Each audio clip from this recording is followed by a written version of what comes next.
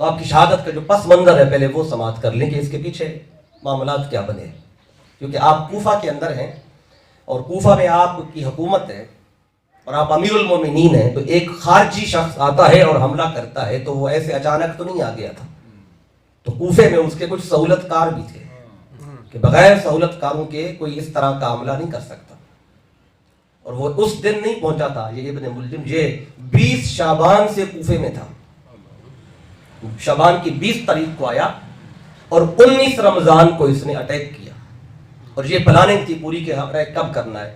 اب یہ کتب تاریخ میں، تاریخ ابن سعد میں، ابن کثیر میں اور بھی کتب میں یہ بات موجود ہے کہ 3 لوگ جو تھے خارجی، چونکہ مولا علی شیر خدا نے خارجیوں کی کمر توڑ دی تھی، نہروان کے مقام پر جب جنگ کیا آپ نے خارجیوں کو کلا کما کیا، بڑے بڑے سرپنچ خارجیوں کے مولا علی کی تلوار سے وہ قتل ہوئے، تو اب انہوں نے خارجیوں نے پھر پلان کیا، تو 3 لوگ تھے جنہوں نے مکہ معظمہ میں یہ عہد کیا، تینوں نے مل کر، ان میں ایک بندہ تھا عبد الرحمن ابن ملجم مرادی، اور دوسرا تھا ابرک بن عبداللہ التمیمی، اور تیسرا تھا عمر بن بکیر التمیمی۔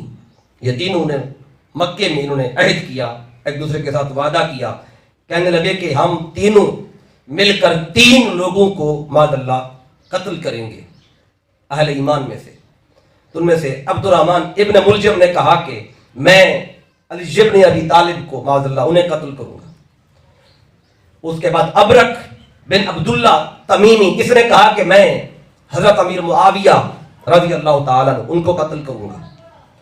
پھر عمر بن بکیر التمیمی، اس نے کہا کہ میں عمر بن العاص رضی اللہ تعالیٰ عنہ جگہ کے صحابی ہیں ان کو قتل کروں گا۔ ان 3 کو کہتے قتل کر دیں تو پھر امن قائم ہو جائے گا۔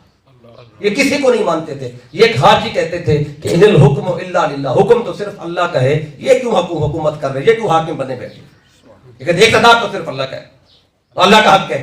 تو اب یہ 3 بندے جو تھے انہوں نے مکے میں یہ عہد و پیمان کیا اور وہاں پہ یہ ڈیسائیڈ کیا کہ آج نکل رہے ہیں اپنے اپنے مشن پر، اور کہتے ہیں کہ اپنے اپنی جگہ پہ جا کر جہاں جہاں پہ یہ تینوں شخصیات رہتی ہیں کہ 19 رمضان کو سحری کے ٹائم حملہ کریں گے۔ یہ ٹائم بھی ڈیسائیڈ ہو گیا کہ رمضان کی 19 تاریخ کو حملہ ہوگا، تو پھر یہ اپنے اپنے منصوبے کے مطابق اپنی اپنی جگہ کی طرف چل پڑے۔ تو ابن ملجم جو تھا یہ 20 شعبان المعظم کو 40 ہجری کو یہ کوفہ شہر میں داخل ہوا، تو کوفے میں پھر اس نے اپنے ہم نوا لوگوں کو ڈھونڈنا شروع کیا کہ یہاں بھی میری فکر کے کوئی لوگ ہیں کہ نہیں ہیں، تو اسے ایک بندہ مل گیا، اس کا نام تھا شیب بن بجرہ اشجعی، یہ اس کا یہاں پہ سہولت کار بنا، اس کی فکر ابن ملجم سے ملتی تھی خوارج کے ساتھ۔ اور پھر وہاں پر ایک خاتون تھی جس کا نام تھا کتام بنت شجنہ، یہ وہ عورت تھی کہ جس کا باپ اور بھائی جنگ نہروان میں خوارج کے ساتھ لڑتے ہوئے مولا علی کی تلوار سے قتل ہوئے تھے، تو اس دن سے اس کے دل میں مولا علی کے بارے میں نفرت پیدا ہو گئی تھی، تو اب یہ چاہتی تھی کہ کسی طریقے مولا کائنات کو نقصان پہنچایا جائے۔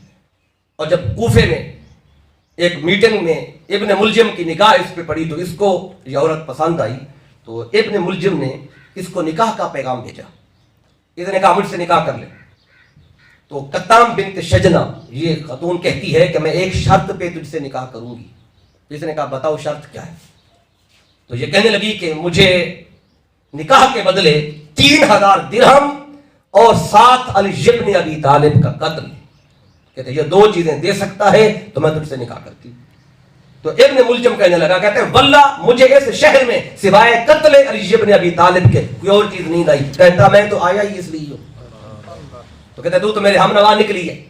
تب یہ ساتھ یہ بھی مل گئی۔ یہ جو رمضان تھا اس میں مولا علی شیر خدا علیہ السلام آپ کا جو انداز تھا بالکل مختلف تھا، ہر روز افطاری آپ کی مختلف جگہوں پہ ہوتی تھی، تو اس دن 19 رمضان المبارک کو آپ کی جو افطاری تھی وہ آپ کی بیٹی حضرت ام کلثوم رضی اللہ تعالی عنہا و علیہ السلام ان کے پاس تھی، بیٹی کے پاس۔ تو آپ نے وہاں افطار کیا اور آپ کی بیٹی بیان کرتی ہیں، کہتی ہیں ساری رات میرے والد گرامی سوئے کوئی نہیں ہے، بیدار رہے، اور ہر تھوڑی دیر کے بعد کمرے سے باہر آتے اور باہر آ کے آپ آسمان کی طرف دیکھ کر، مولا علی آسمان کی طرف دیکھ کر فرماتے کہ خدا کی قسم یہی وہ رات ہے जिसमें मुझसे शहादत का वादा किया गया। तो एक रिवायत में आता है कि रास्ते में ही ये दोनों बंदे, एक शैब बिन बजरा अशजई जो सहूलतकार था, ये भी, और इब्न मुलजिम, दोनों छुप के बैठे हुए थे मौला अली के रास्ते में। तो एक हमला हुआ शैब बिन बजरा अशजई की तरफ से, वो खाली गया। फिर इब्न मुलजिम का हमला हुआ तो ये हमला जो वो कामयाब हो गया। और एक रिवायत में आता है कि अली शेर खुदा अलैहिस्सलाम मस्जिद पहुंच गए और ये इब्न मुलजिम उसी मस्जिद में लेटा हुआ था उल्टा, और इसने 1 महीना पूरा, जो कि 20 शाबान से पहुंचा था, 19 रमजान को इसने हमला किया। तो 1 महीना पूरा इसने अपनी तलवार को जहर में भिगो के रखा, जहर आलूद किया था तलवार को। तो ये उस रात तलवार अपने आगे यहाँ पे रख के सीने पे उल्टा लेटा हुआ था मस्जिद के अंदर। मौला अली आए और आपने अपने पांव से इसको ऐसे हरकत दी, कहा कि उठ, नमाज का टाइम है।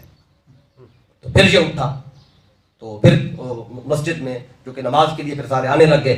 तो अब किस तरह मौला अली शेर खुदा अलैहिस्सलाम, एक रिवायत में आता है कि आप पहली रकात का जो सजदा था वो अदा कर चुके थे, नमाज पढ़ा रहे थे, और एक सजदा अदा करके जब दूसरे सजदे के लिए उठे, इब्न मुलजिम ये पहली सफ में खड़ा था इस नियत के साथ कि हमला करूंगा जब वक्त सही मिले मुझे, और जाके आप बैठे हो ऊपर से हमला करूं।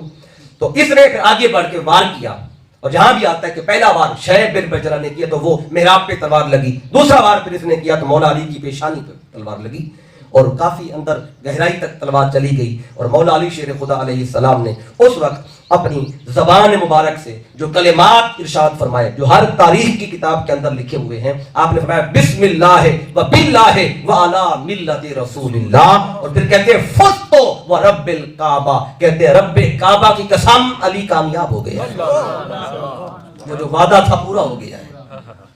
हालत नमाज में सजदा है, रब की नमाज में दाढ़ी खून से तर हो गई, और आप सजदे दूसरे सजदे पे लौट के जो बैठे थे, तलवार लगी तो आप साइड पे हो के बैठ गए, वे दोबारा उठ नहीं सके। तो हसन मुज्तबा अलैहिस्सलाम को इशारा किया, पीछे खड़े थे, वो आगे आकर उन्हें जमात मुकम्मल करे, आपने बैठ के बकिया नमाज पढ़ी। फिर शैब बिन बजरा अशजई तो वो भाग गया और इब्न मुलजिम को पकड़ लिया गया।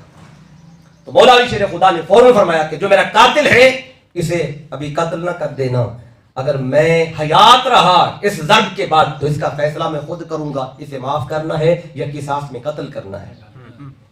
अगर मेरी शहादत हो गई तो फिर तुम जो फैसला करना हो कर लेना। इब्न मुलजिम को कैद में डाल दिया गया, और मौला अली शेर खुदा 19, 20 और 21 रमजान 3 दिन तक आप उस जख्मी हालत में रहे, और खून इतना जारी था, इतने तबीब मंगाए गए। तो ये हंसता था बदबख्त इब्न मुलजिम, कहता जितने तबीब बुला लो, तो मैंने जो तलवार मारी है ये 1 महीना मैंने जहर में रखी थी, ये अब बच नहीं सकते।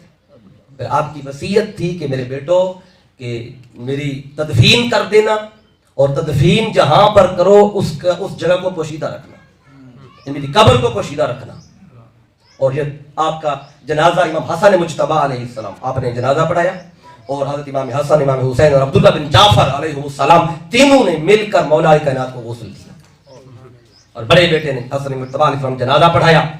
और फजर से नमाज पढ़ के लोग अभी वापस नहीं आए थे कि मौला अली की तदफीन कर दी गई थी, और आपने फरमाया था कि मेरी कब्र को पोशीदा रखना। क्यों पोशीदा रखना, उसकी वजह भी बताई थी कि फरमाया मैं उम्र भर मैंने जंगें लड़ी हैं, और मेरी तलवार जुल्फिकार से 40,000 लोग जहन्नम वासिल हुए हैं, और मेरी जिंदगी में कोई मुझसे बदला नहीं ले सका। ऐसा ना हो कि बाद मेरी कब्र की कोई बेहुरमती करें, मेरी कब्र को पोशीदा रखना। और अपने बेटों से फरमाया था, मेरे बेटो फला जगह पे जाना, एक पत्थर मिलेगा तुम्हें, जब उस पत्थर को उठाओगे उसके नीचे से नूर की शुआएं निकलेंगी, और तुम्हें उसके अंदर बनी हुई कब्र मिलेगी। कब्र खोदने की भी जरूरत नहीं है, मौला अली की करामात में से है, बस तुमने मुझे वहां जाके दफन करना है, फिर मिट्टी रख के पत्थर उसी तरह रख देना है, ना किसी को खबर होगी यहाँ पे कौन है। तदफीन कर दी गई, किसी को नहीं बताया गया। वक्त गुजरता रहा, घर वालों को पता था कि मौला अली की कब्र कहाँ पे, बाकी किसी और को पता नहीं था। चलते चलते दौर आया खलीफा हारून रशीद का, और वो शिकार के लिए निकला, हिरनियों का शिकार करता था। एक दिन निकला जंगल में, क्या देखता है कि हिरनियां हैं बड़ी खूबसूरत, कुत्ते इसके पास शिकारी थे बड़े खास, इसने कुत्ते भगाए, हिरनियों के पीछे भागे। हिरनियां भागते भागते एक टीला सा था, उस पर कुछ झाड़ियां थी, वहां जाके बैठ गई। कुत्ते झाड़ियों के पास जाके रुक गए, करीब नहीं गए। तो हैरान हो गया कि कुत्ते झाड़ियों तक तो जाते हैं, आगे हिरनी पास बैठ गया था, आगे नहीं जाते। 2-3 दफा ऐसे हुआ, कुत्ते पीछे वापस गए, हिरनियां फिर निकली, फिर कुत्ते भागे, फिर वो आके वहीं पे बैठ गई। जैसे कहती हूँ अब आप पकड़ ले, कुत्ते की तरफ देखती भी थी और कहती आगे बढ़ जरा, कुत्तों की हिम्मत नहीं होती आगे जाने की। तो खलीफा बड़ा परेशान हुआ कि आज पहली दफा ये मंजर देखा है। तो उसने उस इलाके के बड़ी उम्र के जो बाबे लोग थे, जिनकी उम्र कोई 100 साल या 80 साल थी, बड़ी उम्र के लोग जो पुरानी यादाश्त वाले, उनमें से किसी को बुलाया कि बताओ भी यहाँ पे क्या मसला है। उन्होंने कहा हमें खबर मिली है कि यहाँ पे मौला कायनात मौला अली शेर खुदा अलैहिस्सलाम, ये उनका यहाँ पे मज़ार है। तो खलीफा कहता है ठीक है मान लेता हूँ उनका मज़ार है, लेकिन यहाँ हिरनियां जाके बैठती हैं तो कुत्ते करीब क्यों नहीं जाते, ये बात समझ में नहीं आती। उसने कहा बाबा ने कहा अगर ये बात समझनी है तो फिर उनके खानदान से पूछ रहा, ये तो घर का बंदा ही बताएगा तुम्हें।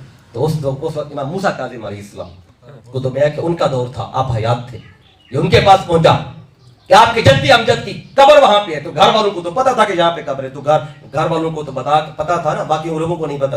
इमाम मूसा काज़िम जानते थे जहाँ पे मौला कायनात मदफन आपका ये है। तो कहने लगे कि हाँ हमारे जद्दी अमजद हैं अली शेर खुदा अलैहिस्सलाम। कहते हैं ठीक है, लेकिन ये कुत्ते पास क्यों नहीं जाते, हिरनियाँ वहां जाती हैं तो बच जाती हैं। तो कहते हैं कि खलीफा क्या तूने कुरान नहीं पढ़ा? कहते कुरान तो पढ़ा है, मैं कुरान पढ़ा होता तुझे सवाल ना पूछता। कुरान में अल्लाह ने फरमाया इन्नमा युरीदुल्लाहु लियुज़हिबा अन्कुम रिज्सा अहलल बैत, अल्लाह ने फैसला किया है ऐ अहले बैत मैं रिज्स को तुमसे दूर रखूंगा, रिज्स तुम्हारे करीब नहीं आएगा। अल्लाह का फैसला है रिज्स अहले बैत के पास नहीं आएगा। तो कुत्ता रिज्स है, कुत्ता नापाक है, पलीद है, तो पलीदों के क्या मजाल कि अहले बैत के करीब जाए। तो फिर वहीं पे खलीफा ने यहीं पे फिर मज़ार भी बनवा दिया मौला कायनात का जो आज यहाँ पे मौजूद है।